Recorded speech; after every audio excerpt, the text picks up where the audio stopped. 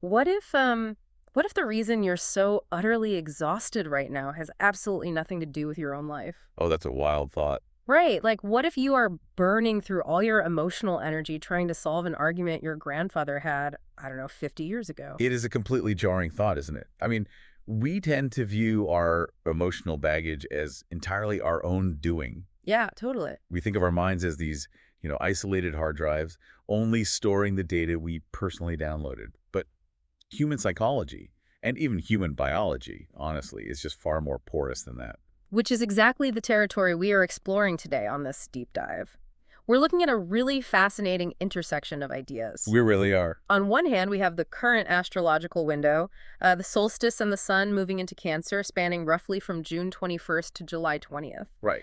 And then on the other hand, we have this deeply layered fable by Tarot, by Heisey, about a young woman venturing into a place called the House of Remembering. It's such a beautiful piece of source material. It really is. And bringing these two together gives us a profound lens to look at, why we constantly try to fix the past and why we obsessively try to manage the people around us. Yeah, and what actually happens when we finally, drop the rope. Exactly. So to really understand this, we need to look at the mechanics of this specific time of year. Right, because astrologically, the transition into Cancer represents a massive shift in ambient energy.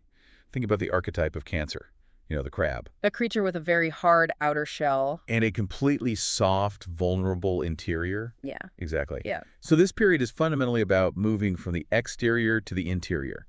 The spotlight shifts away from outward ambition, desire, performing for the applause of the world, all of that. It moves toward like an inward necessity to feel emotionally held. Yes. It's Yeah. about ancestry, family, and identifying the raw emotional truth underneath that hard shell. Okay, let's unpack this because I tend to visualize this shift like being an actor in a stage play. Oh, I like that. Yeah, so imagine you've been wearing this heavy, elaborate, incredibly stiff costume under bright, hot stage lights for hours. That's the performance phase of the year. Right. And this transition into Cancer is the moment you finally walk into the dressing room, you take the heavy costume off, wipe away the makeup, and just sit in your own comfortable living room in sweatpants. Ah, yes. It's an enormous relief. But the text warns against, quote, retreating into the past. So if I'm sitting in my sweatpants avoiding my phone, how do I know if I'm engaging in healthy inner nourishment or if I'm just hiding from the world? Well, what's fascinating here is that the sweatpants analogy is close, but it's missing one crucial element, which is vulnerability. Oh, interesting. How so? Taking off the costume isn't just about finding physical comfort. It's about being entirely exposed. Oh. And that exposure is terrifying for most people. Oh, for sure. That is why the distinction between nourishing and retreating is so vital. Retreating is fundamentally an act of avoidance. It's a trauma response. You're just running away. Right. You're running away from the present moment because it feels too demanding. So you hide in the familiarity of the past, even if that past is painful. You build a fortress. It's the least a painful past is predictable, right? You already know how it ends. Precisely. True inner nourishment, however, is an act of restoration. It requires you to sit in the quiet and do the hard work of learning which of your current needs are actually real and which are just echoes of old wounds. Wow, echoes of old wounds. Yeah. When you seek nourishment, you aren't building a fortress. You are building a sanctuary. And a sanctuary still has a door you can open to let people in when you are ready. I love that distinction. So if we are supposed to be looking at our soft underbelly during this window, where do we even start? Well, that perfectly introduces the fable we are looking at today. Yes, it acts like a psychological map for this exact process. It is a story about a young woman named Suri. And Suri is the perfect avatar for this journey. She is described as living at the edge of a bottomless lotus pond in a house she inherited from her grandmother. Sounds idyllic. Right. On the surface, she is functioning perfectly. She is kind, she tends her garden, she helps travelers. But she has this quiet ache living inside her. Yes. She constantly feels like something is unfinished.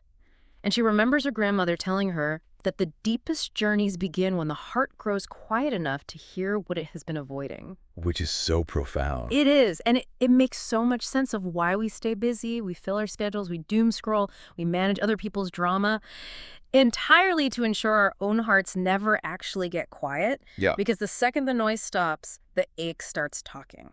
That is the nervous system at work, actually. Right. Oh, absolutely. When you are constantly in the state of performance or management, you are running on sympathetic nervous system energy. fight or flight. Right, the gas pedal. Exactly.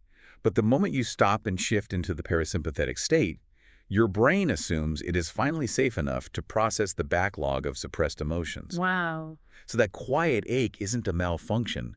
It is literally your body trying to heal. And in the fable, Suri finally lets it. One night, she follows a self-guiding golden lantern across the pond, through a thick mist, and arrives at a shimmering structure called the House of Remembering. Such great imagery. It's beautiful. And inside, she meets an elderly, mist-robed monk. This is where she gets hit with the first major revelation. The house isn't just full of her memories. No, it's not. She sees the memories of her ancestors. She sees her grandfather as a terrified child during a winter famine. She sees an aunt who smiled through years of profound, hidden loneliness. She actually feels their grief in her own chest. Which brings us right back to your opening question about carrying your grandfather's arguments. Right. Because if these memories belong to her grandfather and her aunt, why is Suri burdened with them? Well, the monk asks Suri a deeply philosophical question in response to that. He asks, does a river belong to one drop of water? Oh, wow. Yeah, and we are actually beginning to understand this scientifically through the study of epigenetics. Oh, fascinating. How does that connect? Well, trauma literally alters gene expression. When Suri's grandfather survived a famine, his body adapted. His nervous system learned hypervigilance. It learned to store threat responses just to keep him alive. And he passes that down. Exactly. Those biological adaptations, those stress markers, get passed down through the generations. So her grandfather had to hide his terror just to survive the winter. Her aunt had to hide her loneliness to survive her social circumstances. But that hidden grief doesn't just evaporate. It doesn't evaporate at all. Oh. It gets passed down the line, basically waiting for someone who finally lives in an environment safe enough and quiet enough to actually process it. That is so heavy. It is. Suri's quiet ache was never a flaw in her character. It was the echo of her family's unspoken history asking to finally be witnessed. And most people spend their entire lives running from that inherited weight, right? They treat it like a defect. Yes. Very few choose to sit down and understand it. Okay, that makes sense for the ancestral baggage. We carry the survival mechanisms of the people who came before us. But what about the stuff she actually lived through? Right, her own life. Yeah, because the story moves deeper into the House of Remembering, transitioning from how we are shaped by the past to how we actively try to control our own present. You are referring to the Room of Crystal Jars. Here's where it gets really interesting. Suri walks into a room filled with shelves of these glowing crystal jars, and inside each one is a memory she recognizes as her own. But these are not her highlight reel moments. Not at all. These jars contain moments of rejection, moments of burning embarrassment, failures she wishes had never happened. And her immediate instinct is to reach out and pry the lid off one of the jars. Of course. And the monk stops her and asks why she wants to open it. Her answer is so fundamentally human, she says, to fix it. It is the ultimate illusion of control. We genuinely believe that if we just analyze a painful memory one more time, we can change its emotional impact. Think about your own shower routine. Yep. How often do you stand under the hot water, completely ignoring the present moment, because you are busy rehearsing a 5-year-old conversation? Way too often. Right. You are standing there inventing the perfect comeback to an argument that has been over for half a decade. Psychologists call that rumination, and it is a fascinating glitch in human cognition. Glitch. Yeah, because the brain hates unresolved social threats. When you recall an embarrassing moment, your brain experiences it as a present tense threat.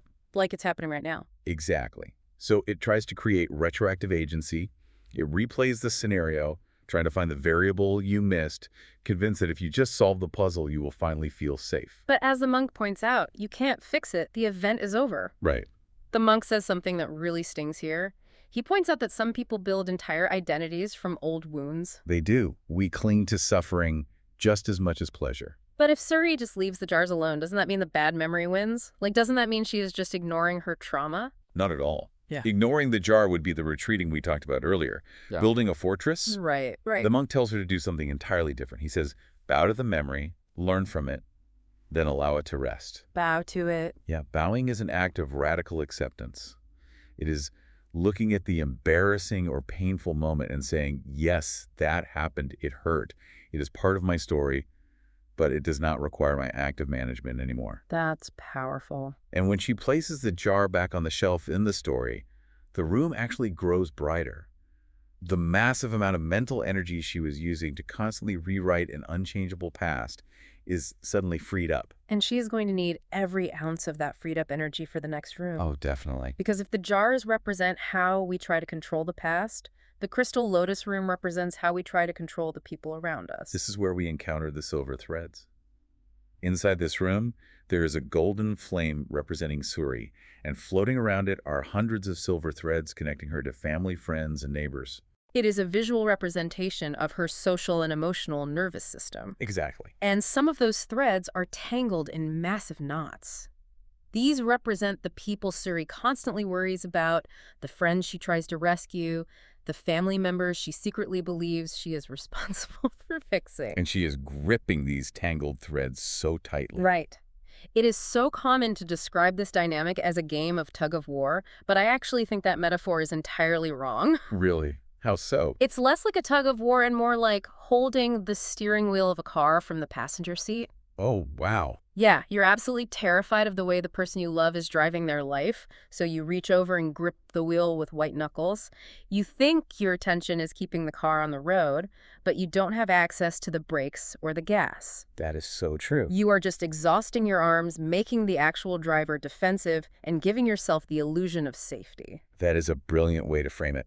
And it ties directly into the astrological warning for the Cancer transition confusing care with emotional management. Yes. We often believe that our anxiety, our constant passenger seat driving, is the actual glue holding the relationship together. Suri asks the monk, if I stop holding these threads so tightly, won't they break? And the monk's response is easily the most powerful line in the entire fable. He laughs softly and says, a bird remains because it chooses to stay, not because the cage is strong. Oof. It completely shatters the illusion of control. It really does. When Suri watches one of the tangled threads loosen, the knot dissolves. The connection doesn't vanish, only the strain disappears. But let's be real about what it actually feels like to drop those silver threads in the real world. Oh, yeah? Because it sounds incredibly peaceful in a fable, but in reality, letting go of control over someone you love is terrifying. Yeah. It doesn't instantly feel like Zen stillness. At first, it feels like a massive loss of safety. It triggers deep anxiety, absolutely. Because you have to sit with the discomfort of letting people make their own mistakes. Which is so hard. The aha moment isn't that you suddenly stop caring about them. It's the humbling realization that your white-knuckled grip on the steering wheel was never actually helping them in the first place. It was only exhausting you. Which brings us to the ultimate question. Where does this desperate need to hold the passenger steering wheel even come from? Right. Why do we feel the need to manage everyone else's emotions? Suri has to face this in the final room of the House of Remembering, the root of it all. And she has to enter this room entirely alone. Inside, there is no magic, no ancestral ghosts, just an empty chamber with a mirror. But when she looks into the glass, she doesn't see her adult self. No. She sees herself as a little girl sitting by the lotus pond, waiting. She is waiting to be chosen, waiting to be praised, waiting to become important enough to deserve love. And this explains everything. It really does. This little girl believed that affection had to be earned through utility. She believed that her safety depended on pleasing others, on fixing their problems, on being the reliable one who manages the crisis. That is the very root of the performance energy. The astrological shift is begging us to leave behind. Right. If your core belief is that your worth comes from what you can fix, then of course you're going to grip the silver threads tightly. Yeah. Of course you're going to try and pry open the crystal jars to edit your mistakes, because every mistake feels like a threat to your lovability. But when the child in the mirror looks up and asks, did we become enough? Such a heartbreaking question. Yeah. And the adult Suri kneels down and gives the only answer that actually heals the wound. She says, we were always enough. The child cries from relief, the mirror dissolves, and Suri wakes up back at her pond at dawn. The physical world hasn't changed at all. The hills, the house, the pond, they are exactly the same. But her internal operating system has been completely rewritten. Completely. I look at this ending, though, and I have to ask about the practical application. So what does this all mean? If she drops the threads and realizes she's enough, does she just become this detached, cold hermit sitting by a pond? Right. Does she just say, well, I'm healed now, figure out your own problems? That is the danger of misinterpreting the idea of letting go. And it is why the fable is careful to clarify the aftermath. She does not become cold. She continues to help travelers and tend her garden. Okay. What changes is the mechanics of how she helps. When people bring their sorrows to her door, she no longer tries to hoist those sorrows onto her own back. She stops trying to be the savior. She stops grabbing the steering wheel. Exactly. Instead, she sits beside them in the passenger seat with deep compassion, just like the monk did for her. She listens without an agenda. That's a huge difference. The fable explicitly notes that she no longer confused love with sacrifice, nor care with control. And internally, when those embarrassing or painful memories bubble up, because they always will, she greets them like passing visitors, rather than locking them away as prisoners. She has stopped fighting the river. Yes, she has. Years later, people come to older Suri looking for these grand mystical revelations, and she just pours them tea and says, the heart is like a lotus pond. When the water becomes still, you can finally see what has always been there. Stillness is the ultimate threat to an unhealed wound, but it is the absolute prerequisite for real growth. She tells them the question is not whether you carry old wounds. Everyone does. The question is whether you are willing to hold them gently enough that they can finally heal. It's beautiful. It is, which loops us right back to this specific astrological window. The sun moving into Cancer is essentially throwing the door to the House of Remembering wide open for you. It is the universe providing a designated time to take off the heavy costume of performance. It is an invitation to evaluate your own emotional real estate, to sit in the quiet and ask yourself, am I retreating into avoidance, or am I building a sanctuary for inner nourishment? Right. Who are the people I can genuinely trust to see my soft underbelly? And most importantly, where am I still confusing care with control? So we have talked about the exhaustion of carrying your ancestors' grief. We have talked about the futility of trying to reorganize the crystal jars of your past. And we have talked about the terror of loosening your grip on the silver threads connecting you to the people you love. We covered a lot of ground today. We did. But consider this as we wrap up. Think about the sheer volume of cognitive and emotional bandwidth you spend on those three things every single day. It's staggering. The mental gymnastics of rehearsing old arguments, the hypervigilance of managing someone else's mood. Yeah. If you actually took the monk's advice, if you bowed to the past and let it rest, and if you let the birds in your life choose to stay without holding the cage shut, what exactly are you going to do with that massive surplus of reclaimed energy? That is the real question. Once your hands are finally free from the steering wheel of everyone else's car, what kind of life could you build with the strength you get back?